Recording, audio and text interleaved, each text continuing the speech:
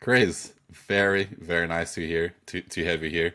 Listen, we've been coaching, well, you've been coaching me for the last 4 years, I think. Yeah, yeah.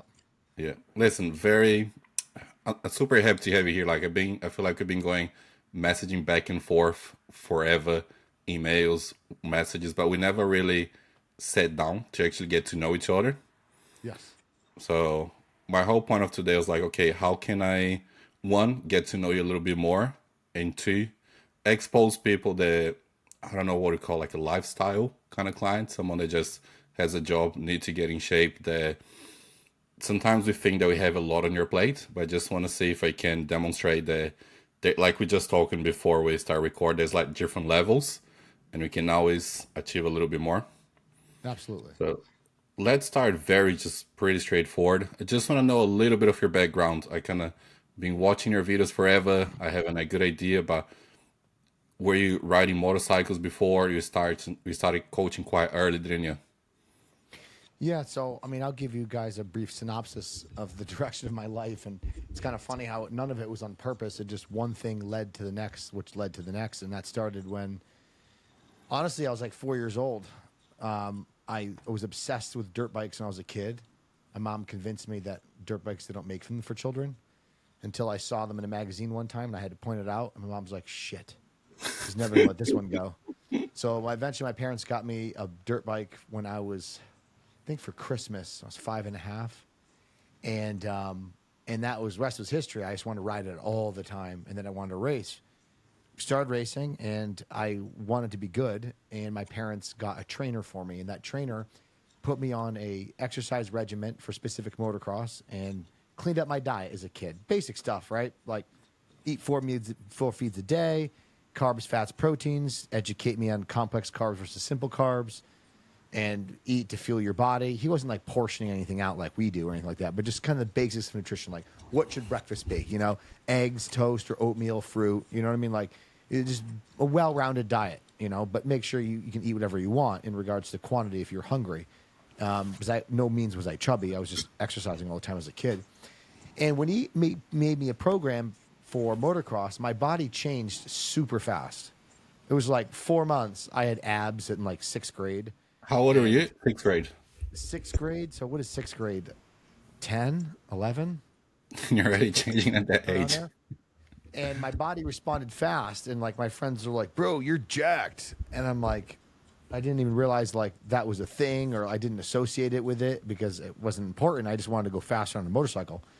So then I started to take interest into like, wow, you can actually train to change your body. Picked up a bunch of magazines, started to show my trainer, and my trainer's like, "Dude, what are you doing? You can't be a bodybuilder and race motocross. That's like trying to like gain weight to go run a marathon. Like you don't. It's not conducive to racing." So he always tried to get me to stop doing it, but I was always sneaking, working arms and trying to do some bench presses and stuff because he had me doing more like a CrossFit style Yeah, workout. It was more like giant sets of multiple movements, very fast pace to get my which is heart rate what you up. And should do with a kid, yeah, with someone young. right, yeah, and exhaust my body. And I always was interested in bodybuilding. I always liked jacked superheroes. I was like Superman, Wolverine. I always thought it looked cool. I was always into competing with my friends, trying to like who's faster. Who I bet you can arm wrestle. I bet you can't jump off that and jump to that. Like always doing that stuff as a kid. So I was always into that. And I took particular What more interest in nutrition above and beyond what he told me, and still wanted to train more above and what he told me. So I kind of self-educated myself through seventh, eighth grade, even high school. My parents got me a weight set, started to train more with weights without telling him. And then fast forward to after high school, like wanting to know what I wanted to do. And my mom was like, "Dude, I just want to race motocross. Like that's all I want to do." I just so I just worked, at a pizza restaurant and raced motocross and still wanted just to learn more about nutrition. So I was like, you know what? Maybe I'll become a personal trainer. Became a personal trainer, took some certifications, trained people in the gym. And what then I age did you become? What age did you become a personal trainer? 20. Oh, No, nice. 19, 19. Yeah, Became a personal trainer. And then I started to realize that there's more to nutrition to change your body than there was just exercise. I So I realized the was like, same man, thing a few years back. yeah, yeah. So like then I want to hyper focus on nutrition. Then went to school for nutrition. Hang on, And hang then on. when I, But Hey, I'm sorry to cut you off because I'm really interested in that part when you're a little bit younger. Were you coaching when you? What age did you do your first show? Oh, not till way later, dude. I'm No, getting to not that until later. timeline. I'm going in order. Don't worry. I'm going in Okay, order. yeah, Yeah. because I was gonna say you're a PT, and then why did you decide to study nutrition? Because I thought nutrition would be a more sustainable, enjoyable job. That's really honestly it. Like I like training people, but I was fascinated in nutrition. It was for selfish reasons. I was like, man, if I know more about nutrition, I know about more about I can benefit my body. That's my thought process. And I also thought to myself, I could do nutrition 40 hours a week and make a living and still fund my hobbies because all I cared about when I was younger was just funding my hobbies. I didn't That's care about exactly what I 401, did. right? It's like I don't That's care about 401k and retirement and getting a house. I'm like, dude, I'll just live with my boys and just spend money on all my interests, you know? Yeah. So, That how old are you when you did when you went to university for nutrition?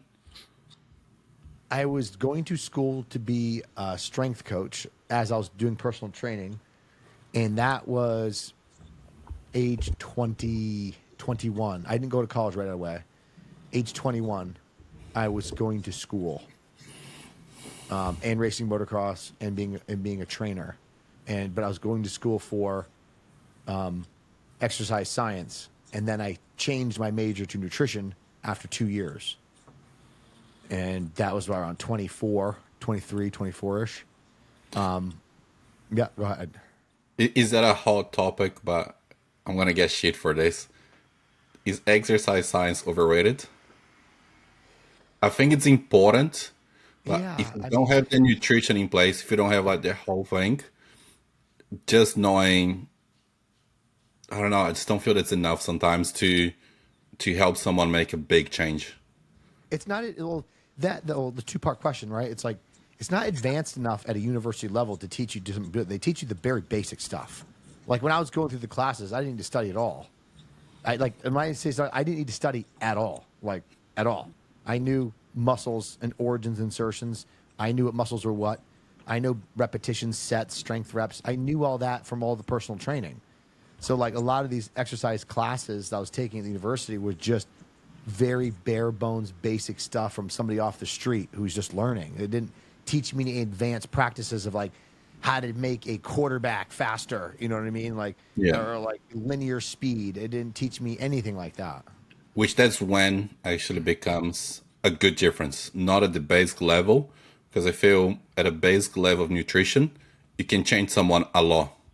But a Yes. basic level of sports science or exercise science, it doesn't make as much of a difference until you get to a really high level. And then you really know, like you're saying, how to make someone run faster, jump faster. And then, like, okay, now it becomes really important. Exactly. Yeah, exactly. Yeah. 100%. Yeah. So, did you go from university direct to dietetics to post grad or not? Uh, yeah, no, not post grad. So, 2 years into my bachelor's, I transferred to a different school to do nutrition in in the state. And during that time, I was really full fledged bodybuilding. Like my first show was second year into college, and I stopped racing motocross after the first year. It just wasn't feasible because motocross, like bodybuilding, it's like you're all in or you're all not. You're right, you know. And to be good, that's what you have to do. I didn't want to be a weekend warrior. I tend to have an extreme personality, so I wanted to like go all in. And now that I'm like older, I'm like, oh great, I can bodybuild and not break bones every year and not have concussions and really mess myself up riding. So I did my first bodybuilding show in 2005, and that's when I was still in school. But like you know, that's kind of like how things started to slowly merge into the coaching realm because I had no intentions of coaching anybody. Were All I you wanted were to you do, studying when you started becoming a coach? Were you already studying when I was people already start studying at asking the you? university for to become a dietitian. Yes, Yes. Oh, okay. Okay. yeah. And And so I did a show, and I didn't do very well. And then I picked up Chris Tuttle books. I read all his books, and read a few articles online to kind of get a little more well-rounded and idea of like preparation. And then I prepped myself the following year, and I won. And this guy at my gym was like, "Hey, man, you made a crazy change from last year. You gained like 13 pounds of stage weight, and better condition and won a more competitive show. Can you help me? And I'm like, dude, I don't know what I'm doing. I don't know what I'm doing. I did one show. And he goes, yeah, but you know more than me. And I'm like, dude, I don't know what I'm doing, man. I did one prep. I did 2 preps in my life. Like, he's like, yeah, but I want you to help me. And I helped him. He paid me like $50. I helped him, and then he did better. And his friend, who he competes with, was like, Jesus, dude, you made a lot of changes from last year. What did you do? And he's like, well, this guy from my gym helped me. And he's like, well, do you think you can help me? And dude, that's how it started. And at the time, I still didn't want to coach. I was like, oh, this is money that I could help fund food and bodybuilding while I'm going to school. That's all I thought about, because my still objective was to be a dietitian. And then now that I'm competing and I'm doing well and I'm helping those guys, and one of those guys was natural and he did well. So now all his natural buddies were like, well, can you help me prep too? And then Hang on. Yeah. Sorry, before I move on the, you want to be a dietitian. You wanted to work at a hospital. Yes. Yeah. You really wanted to. I didn't know what I wanted to, where I wanted to work. I just know I wanted to be a dietitian. I wasn't familiar at that point what job positions would be best fitting for me. I made that decision when I was in my internship, when you have to go to all the rotations.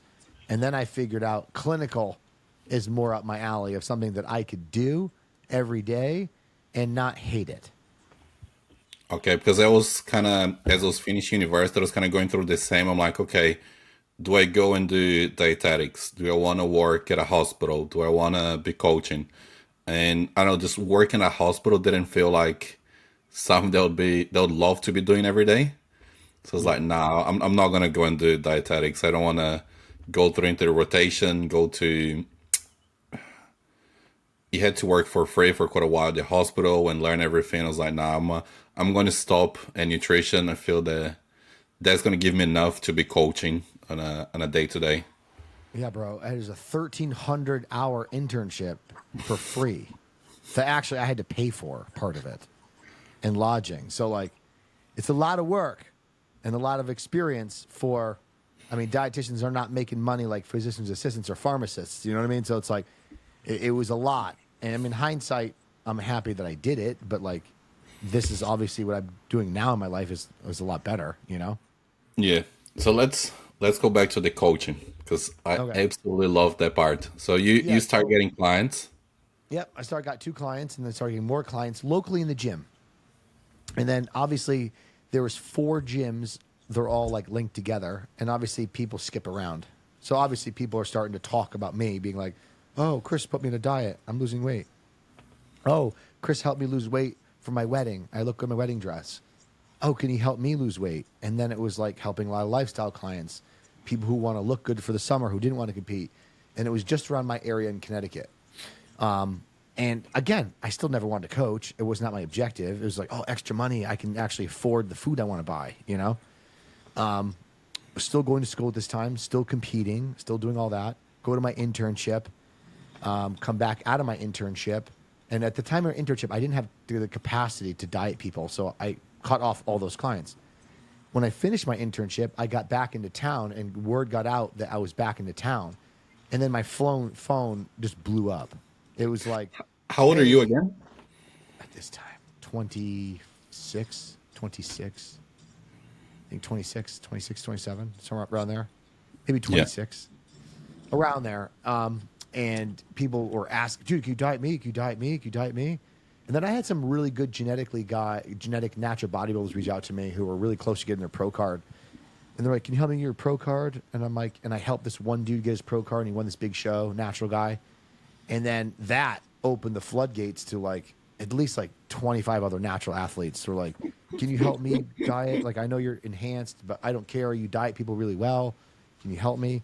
So I started helping all those people. And then it just kept growing and growing and growing and growing. I didn't think anything of it. Still trying at that time, still studying to be an RD, still studying every day, still coaching them, got to pass my exam, get past my exam, still helping more clients, get a job at the hospital. And now I'm working at the hospital and helping clients on the side, still bodybuilding. And now I'm starting to do better and better at bodybuilding, starting to win bigger shows, doing better. More of my clients are doing better. And then I turned pro, and that projected it big time because obviously I turned professional. Now the clientele just went up another 25%. And now more people know me from a wider arena and more like in the eastern part of the United States. And then that started to grow and I started to do better.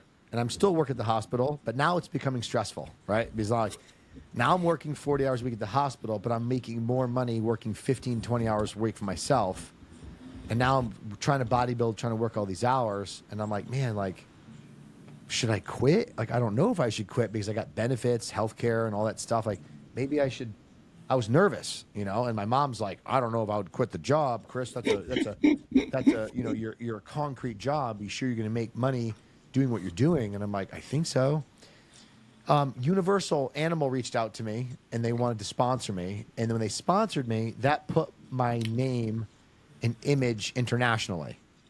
That's when I started following you Yeah. years ago, like at the very old school videos from like Animal, Yep. when you're doing like cooking videos, training videos, like very basic YouTube. And even it's anyone listening, go on YouTube, search Chris Tuttle or Animal, some like 10, 15-year-old videos of you like doing what everyone else is doing nowadays 15 years ago. Yeah. Yeah. And that projected me internationally. And then I started to get clients in Norway and other countries and Ireland and doing better with international clients. And then it just kept organically growing. I quit my job at the hospital. I think I made it 6 months without working at the hospital. And then my girlfriend at the time, who's my wife now, she ended up quitting her job 6 months because it got out of control. And I'm not good at the billing part or like collecting money. And like I was helping like at least 20% of my clients for free. I had no idea who was paying and who wasn't.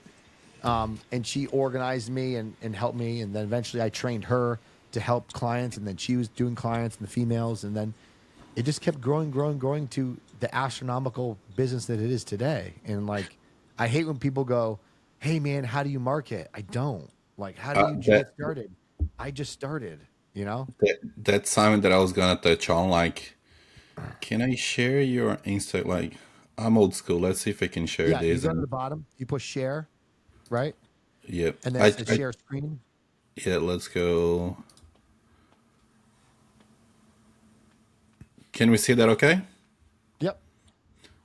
Like, I look at this, and because I know you from who you are, this is not even 2% of the clients that you're currently working. Is that correct? Yeah, I don't post my clients. I don't have time. You don't post. You don't I just post. don't have Fuck time. all. Yeah, it's incredible to see that because everyone when they discuss about like getting results, like Jordan does so well, but you have a lot of your base are really good amateurs, correct? Yeah, yeah. I got amateurs and pros, and you know, it's just Yeah.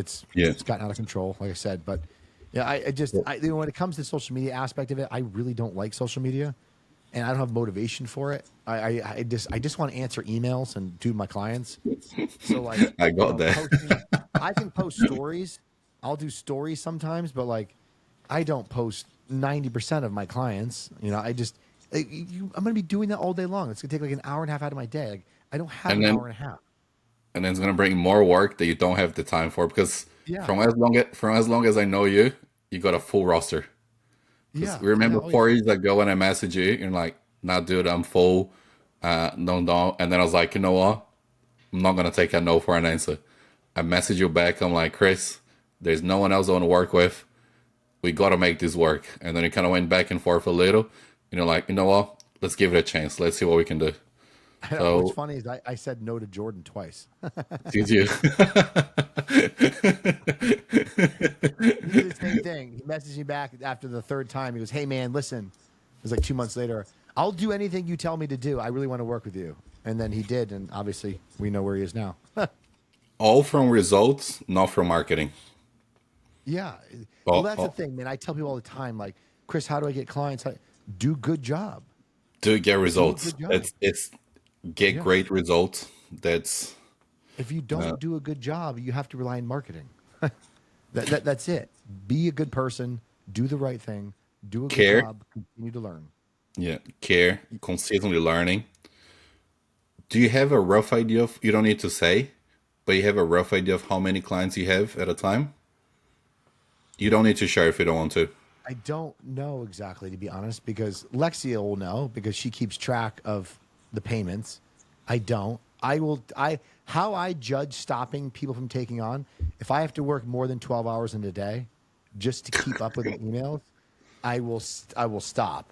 Like I will stop. Like if I'm going to bed and it's the end of the night and I've worked 12 hours and I still haven't gotten all my emails done, like this is too much. Yeah. This is too much. So let's measure in a different way. From the last few times that we spoke, almost every single week you had someone competing, and some weeks you Oh had like boy. some crazy numbers. So how 12 could last you? weekend. You had 12 people competing last weekend. 12 people. 12 people in 4 different time zones. And what's an average amount of clients competing in a weekend? Because I I know it don't goes through want phases, yeah, but I like don't want more than 4. you don't want more I than don't. four. Yeah, so like 4 per weekend's ideal. Yeah. And is there quite a lot of weekends there'll be someone competing? Yeah, I would say honestly, listen, dude, it's like the level of busyness you can be. You only have so much bandwidth in your mind, right? So like I always tell people like there's only so much bandwidth I have and I have a spam folder. So there's certain information that I just find irrelevant. Now, for example, how many clients I have for me is irrelevant information, right? What show clients are doing, meaning the name of the show, is irrelevant. I need to know the date and the time zone. That's all I care about. I don't even care what city it's in. I don't care what country. Give me the time zone. Give me the time zone. Give me the date and send me pictures and check-ins. And that's what I need to know. So like I try not to like I don't look at things and be like, how many weekends, how many people have competed this weekend, or how I don't look at it that way. I do have a little thing I write down on a piece of paper being like, if someone's like, I get a lot of clients like, I'm competing in October, I'll look at how many people I have in October and I'll be like, yeah, I'm not doing that. That's too many. You got to pick another month. Like I already have 25 people competing in October. Like you're going to have to pick another month. And Yeah. I will do that. But that's how I do it, dude. Like I have to pay attention to all what matters most because I can't tolerate any more excessive information. Good. On that note, because that kind of brings me to what I was gonna ask next. In terms of how much work you do, like how productive you are, I don't know if how do you structure your day? Because for example, my day I have a very clear. I get up at 6 a.m. I'll go and do my morning cardio. I start working between 8 and 12. I'll have like my second meal at 10, 10:30 latest. I'll train. I'll come back at 4 or 5. I'll work until like 8:30, 9 p.m. So I have to have that schedule. And someone's asked, "Hey, can we catch up during the week at 4 p.m.?" I'm like, "No." Can we? Yeah, it's like, are you crazy? Can we go out for dinner on a Tuesday? I'm like, are you insane?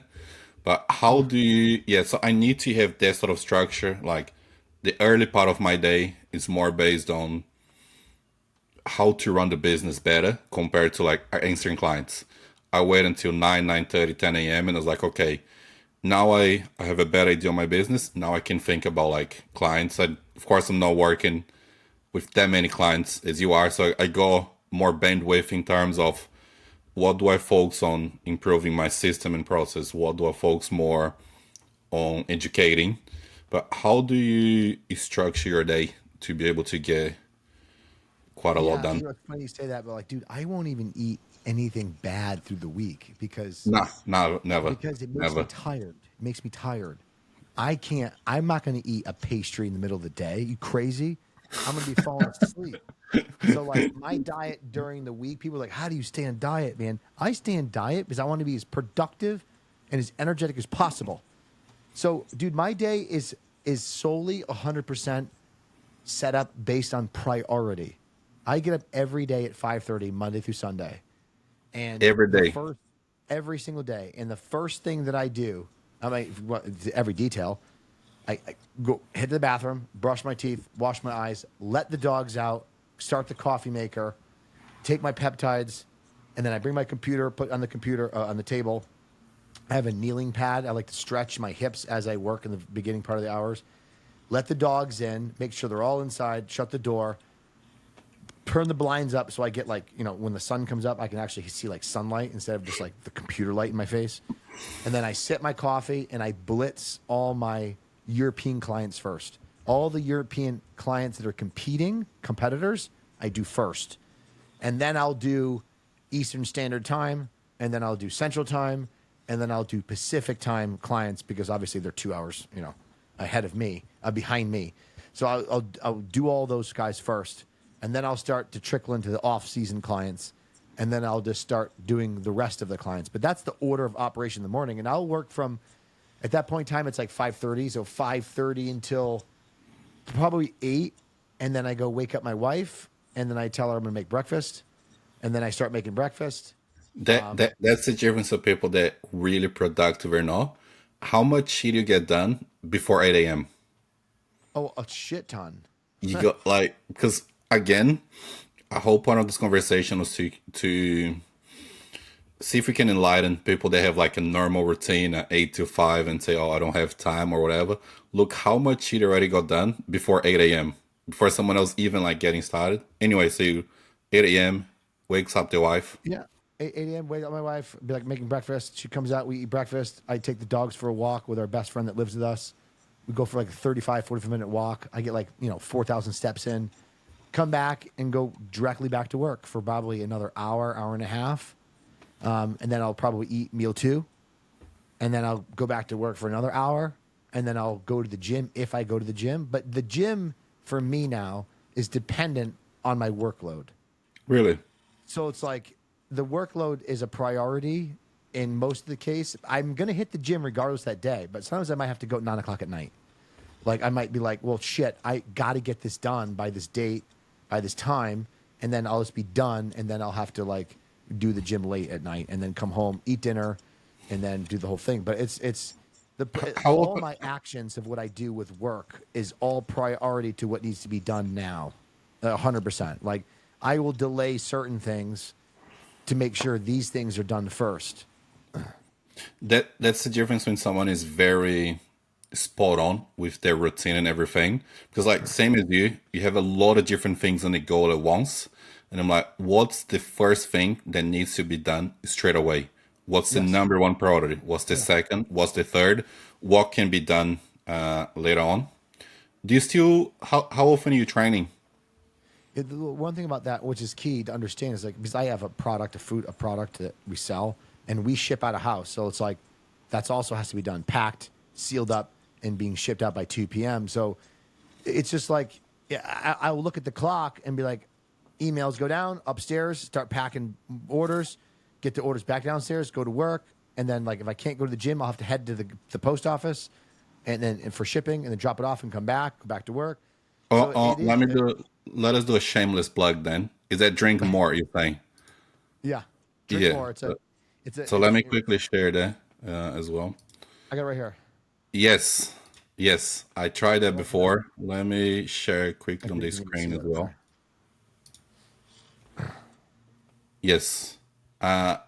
Water enhancer, correct? Yeah. I Yes. tried and I always knew it was going to be great. And I think there's a lot of like similar products in the market. But when I knew that you were making, I'm like, this is going to be absolutely great. And I had one of my clients fly to Texas and he was able to bring this back. I remember that. Absolutely Yeah. amazing. We discussed about bringing this to New Zealand as well.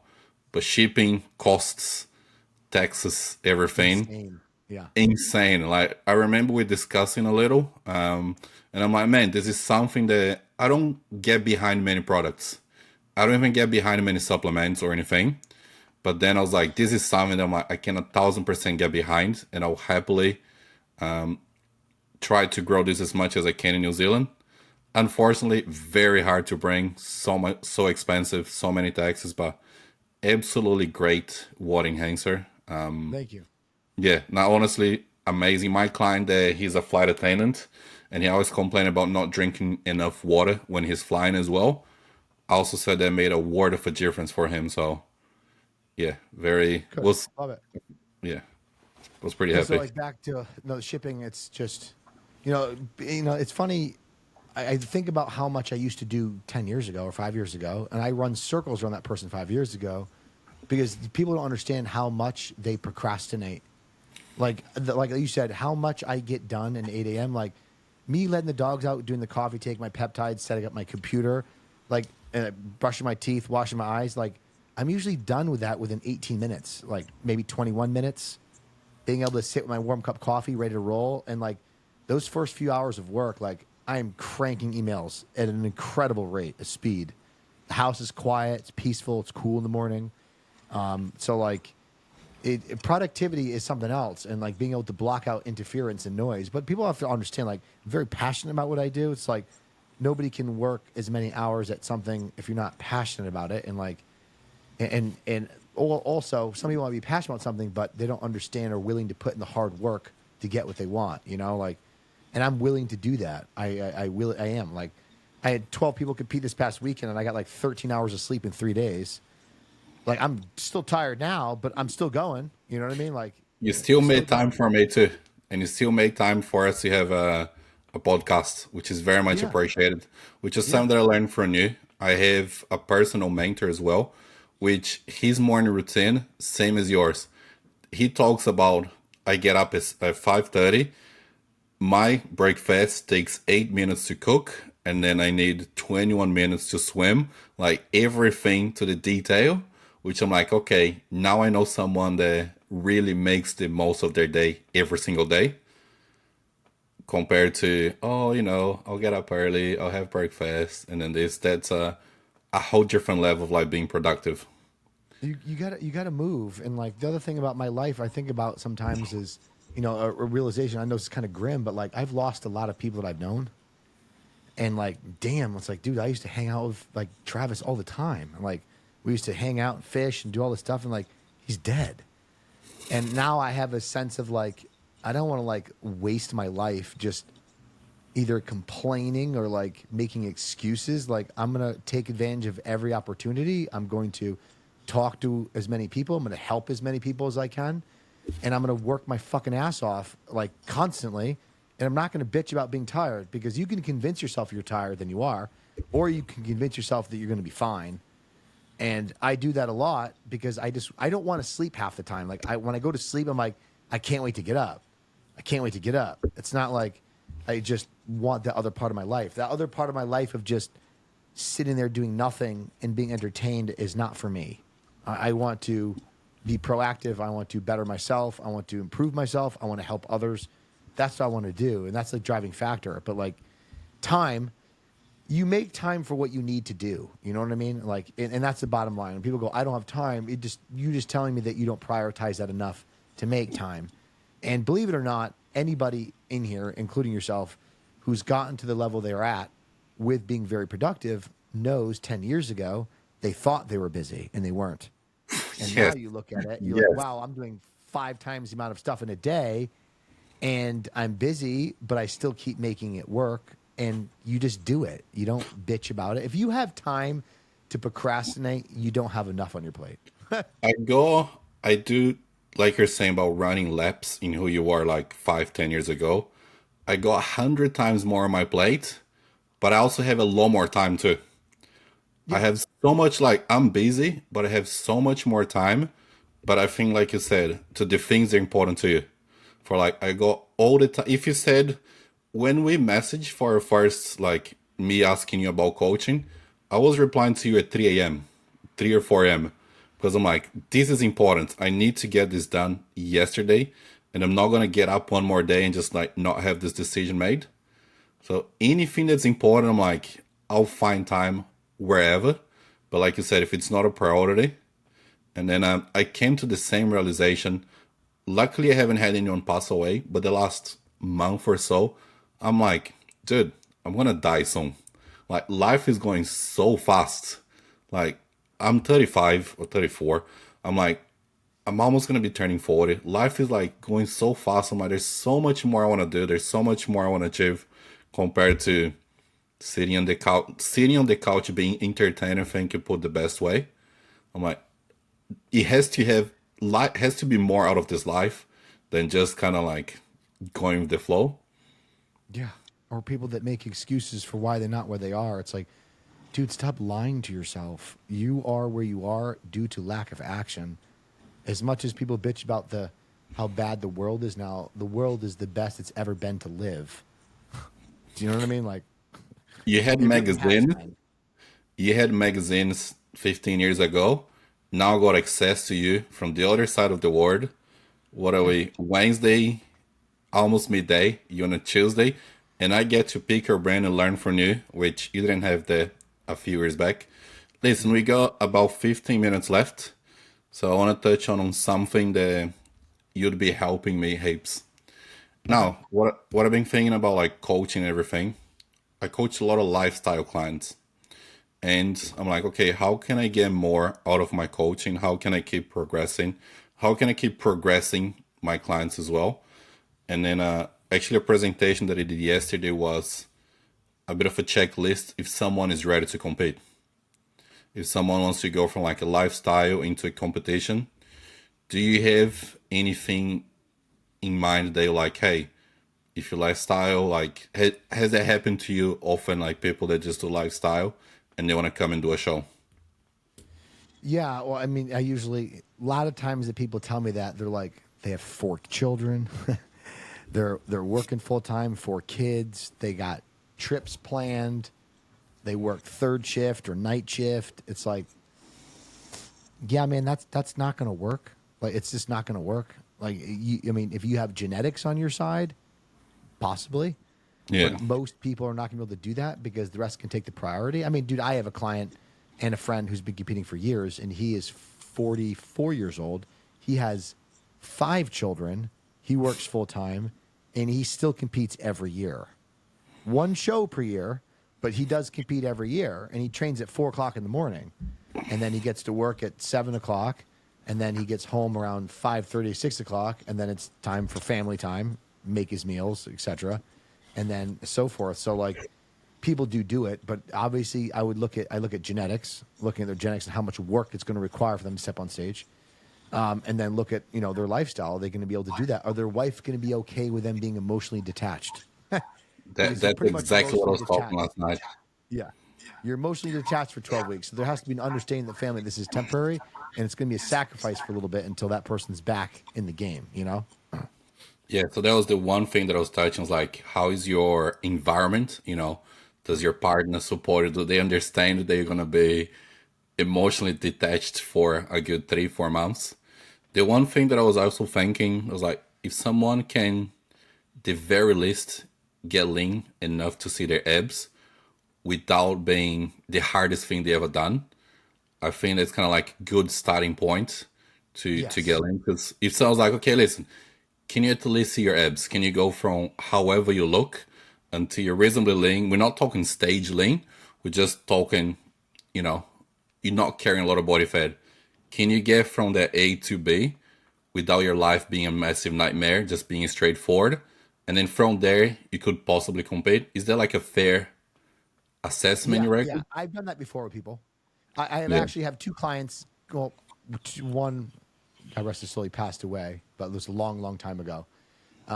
He just wanted to get in shape. And as I'm dieting him down, losing body fat, I'm like, dude, you got some muscle, man. Like, you got a good structure. You ever think about competing? And he's like, no, I don't want to do that. And he goes, but you know what, dude? Let's get shredded for summer. And he gets peeled for summer. And I'm like, Mike, let's do a show, dude. And he's like, you know what? Let's do it. And then I just dieted him for like another 4 weeks, and he did a show and he won. That's awesome. That's And awesome. then another one of my clients currently, same thing. He was grossly out of shape, high cholesterol, high blood pressure, big belly, and we dieted him down in two segments because he had so much weight to lose. And then he started to really like lifting weights, lifted weights, and he started to get like a build. You could see a muscular build, and he was natural too. And he kept training. His body looked a little better. And then he's like, dude, I want to get really lean for summer. We got really lean for summer. And then he's like, I think I would like to try competition. And I'm like, well, we can do that, but let's do it next year. Let's reset your body and do it again next year. And then now he's addicted. Now he competes every year. I love it. I love like people like that, and like the other guy that you're saying that has 5 kids, a full-time job, and still compete. I love those people they have like everything against and they still make it work and make it look a hell lot easier than everyone that I'm like, dude, you literally have everything like pretty straightforward and you're making this look like a lot harder than it should be. Yeah, and what's funny is this guy is like, he builds chimneys. So like he's hard labor out in the sun all day long, like carrying stones. It and, makes and he's work. got and he's got kids, but he never complains. He never complains. Yeah. Listen, we got like I love people like that because I know I couldn't. I Not me neither. my Hard life, I'm labor. like, yeah, I'm not doing a job that requires me to be carrying shit or I need to be outside. This is not a and then compete after that and then train is like nah. But I If love you people that can do it. if you've been doing it your whole life, it's different. You know what I mean? Yeah, no, I'm a let me sit behind the desk kind of guy, and then Yeah. I'll go and hit up my meals, and then I'll go training. The hard work I want to do, Use the mind. yes, I spend a lot of time and money, so I get paid for this. I don't get paid for my time. Same as you. Yeah. You get paid for you don't get paid for your time. You get paid for how much you know. Right. Now, 5 minutes because I want to let you go a little bit earlier, so you have a bit Okay. bit of time before I need to go. How would you describe your signature coaching, like your coaching style, like the way your clients look? Because you can see from coach to coach, everyone has like some different priorities in how their clients look and what things are important. How would you describe yours? I would say I do what's necessary to get somebody in shape without sacrificing someone's health or creating any risk. I don't like extremes. I'm very individualized to that individual client. I do listen to my clients. I don't dictate. I manage fatigue. A lot of people comment that my guys look healthy. They have healthy looking skin. They don't look like they're going to drop dead. I like to get the most out of nutritional strategies and training and supplementation be at the bare minimum. That's just kind of how I always thought bodybuilding should be. Or a lot of today's is just like, let's just chem them out and then There's and then different, there's extremes between let's go absolutely nuts or a little bit much of too sciencey. Oh, you don't yeah, need to do any hard work. Oh, you don't need to like, no, you do what's necessary. Some people need yeah, to do more, some people need to do less, but not trying to avoid both extremes, I guess, is more what I'm yeah, trying to say. 100%. But I would say ultimately I'm just very individualized with my clients. I like to build relationships with my clients. I like to know them. I like to understand what's going on. I like to have some base conversation. It's not just answer emails and be like, follow this, thanks. Follow this, thanks. I like helping people, so it's more or less along the lines of that, dude. Like if I was gonna say signature wise, I just know other people tell me. People are always like, dude, you're so much more emotionally invested than my last coach. I can't believe you talked to me on the phone. A lot of coaches don't even talk to people on the phone. So like, there's a lot of that. I mean, I ultimately just do what I do to get the job done. Like a lot of my clients who I help compete have told me like, damn man, like you do a lot for your clients. Like you've done a lot for me this show. I'm like, I just want to win. Like I'm focusing on not like, oh, you only paid me this. This is all I'm gonna do. It's more like we have a job to do and the job is to win. And I'm just gonna do whatever we can to make that happen during that time. I agree. I really don't like the oh you only pay me this. I'm gonna do this. If you want me to do this, and then you pay me this. I'm like no. Can we shake hands? We got a job to do. Are we gonna get this done? Yes or no? Yes. Can we absolutely crush? Yes. There's a very singular goal, very straightforward. And what you said about your clients looking healthy, like because I've been following you forever, you can see the signature, or like when someone is consistently putting clients on stage. I'm like, okay, everyone here looks in shape, looks healthy. Everyone here looks happy. Everyone here looks like they're having a great time. It doesn't look like someone here is like you said, is about to die. Yeah, So right, right. yeah, yeah, like we all seen, and there's one case that comes to mind in the last competition. I'm like, this dude's not well. Like you can see very clearly when someone's competing that if they go too hard on supplementation, if they go too hard on anything, like it just looks different. And It I don't does. know if It does. I don't know if other people can catch it, but once you've been, if you're a bodybuilding fan and you've been looking at people half naked for years, every single day, you can catch things like that very, very quickly. Yeah, agree. Yeah, I agree. Yeah, 100%. Chris, I'm gonna let you go, so get 5 minutes before your next meeting. Awesome. Very, very much appreciated. Very great to actually sit down and have a chat. Yeah, listen, just very much. Is there anything that do you wanna plug your coaching to get more clients? No, Do you wanna I'm capped. promote I'm capped. anything? Like, well, is there anything that you wanna get out of this, or are you happy? Um, I'm gonna listen for the people that like might listen to this or like want to try new things or not sure. Try new things as much as you can because as time goes on and you get older, these opportunities dissipate and your physical ability will dissipate. So if you want to do a physical challenge and compete, do a race, marathon, or whatever, like just do it because life is about challenging yourself and experiencing, having new experiences and making memories. Just sitting at home and not doing anything is just a life passing you by that you got lucky to have. So like, experience as much as you can, be as physical as you can. Because again, one day you're not going to be able to run a marathon if you wanted to, So like, Uh, and how many times I hear people tell me this, Chris, I wish I did this 10 years ago. I wish I did this it 15 years ago. hurts. Yeah, yeah. Nah, Yeah, it's it like, hurts. do it now. Like, hear those people, listen to those people, and don't be that person. I agree. Very perfect way of ending this. Chris, very much appreciated. Thanks, buddy. I You, appreciate it. you have a great day over there, and we'll be in touch tomorrow with my check-in and everything. Awesome. All right, Victor, take care, man. You too. See you, bro. You just got to push stop